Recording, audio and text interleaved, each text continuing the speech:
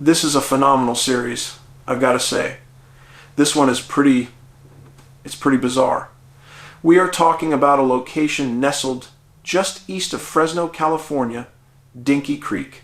It sits high in the Sierra Nevada mountains, near giants like Yosemite and Sequoia. This is an area of raw, unforgiving granite and deep, shadowed forests. And here's the thing that put it on my radar. The reason it screams missing 411 to me, Dinky Creek has a ton of disappearances, clustered in this one highly unusual, rugged geographical region. The first case we are diving into today, the earliest one I could find, involves a man who departed right from the Dinky Creek Ranger Station. His name was Louis Margolin. The date was June 9th, 1914. This man was brilliant, an East Coast elite trained at Harvard and Cornell. The U.S. Forest Service recognized his genius immediately, quickly promoting him to Chief Inspector for Timber. A super important job. He traveled extensively, known for being personable, a man who made a lot of friends. He was an open, giving mentor, generous with his knowledge, not your typical government official. On June 15th, 1914, he left for the Sierras, heading to evaluate timber for a logging crew southeast of Dinky Creek, a special request from the local rangers. Louis Margolin was considered an expert outdoorsman, super smart, brilliant. On the morning of June 19th, 1914, he planned a 24-mile round-trip hike, a walk in the park to him. He figured he would get to the lumber camp by noon, but he never made it. Now, something strange happens right away. At 10:30 a.m., a witness sees a man fitting Lewis's description high on a ridge above Dinky Creek. This would have made him quite late for his noon appointment. That is not his style. Lewis was punctual, reliable. The official forecast for that day was generally fair, moderate temperatures, no extreme weather expected, but at 2 p.m., the landscape changed dramatically. A hellacious thunderstorm, unprecedented for June, hit the Dinky Creek area, 2 inches of rain in 30 minutes, high winds, and snow at the higher peaks. This violent storm carried on into the night. Louis Margolin didn't show up. The next day, the search began, but the ground told no secrets. Every possible track had been washed away by the heavy rains. A common detail in these missing 411 cases. Here's the key part.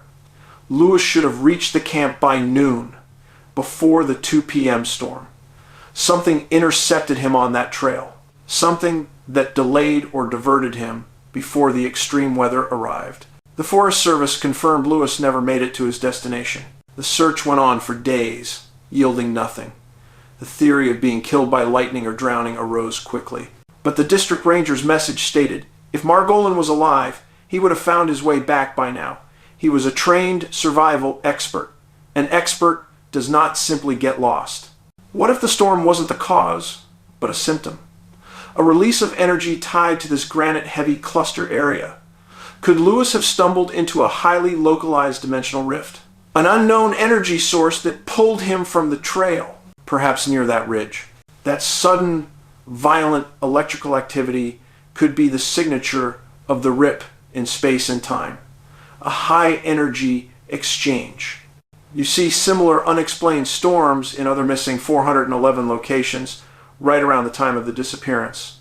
This particular spot, loaded with jagged, ancient granite, seems to act as a strange conductor.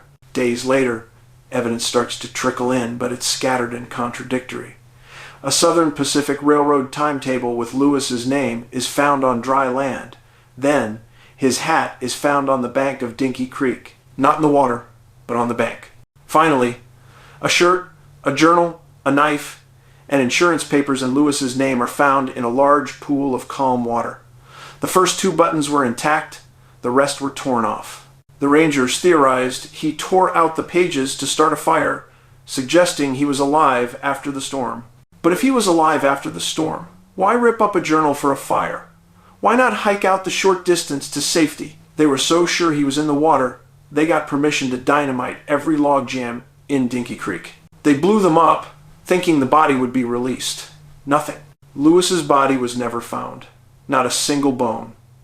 The Forest Service placed a black brass plaque on a boulder nearby, stating he died on June 20th, 1914. If he died on the 20th, where was he on the night of the 19th? Where was he hiding? A star Forest Service inspector, an expert survivalist, vanished without a trace in a classic missing 411 cluster area. And then, 13 months later, on July 15th, 1915. Another twist. A Native American named Frank Maxon finds a skeleton in the Dinky Creek Gorge. The searchers were ecstatic. They thought they finally had Lewis. But the body belonged to a traveling salesman named Mark Nye, who had vanished 3 months prior while seeking a homestead. Mark Nye was found dead of starvation in an impossible-to-reach gorge.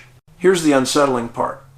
His remains were missing his wedding ring and the $40 cash he carried. Was it merely thieves?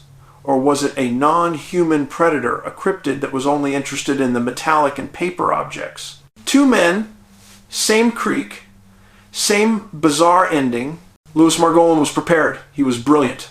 He was intercepted. He vanished from a missing 411 cluster area near that high granite around an unprecedented electrical storm. We are left with scattered artifacts and an official death date that doesn't make sense. I ask you, if Lewis was alive on the 20th, what forced him to abandon his mission and then completely disappear? Why did he never reach the logging camp? Why did the creek give up his shirt but not his body? The Sierras hold a terrible secret about what happens to people who step just off the beaten path. Remember to be kind, be friendly. It costs nothing, and it goes a long way towards keeping our society sane. More cases from Dinky Creek to come. Paul Ledes out.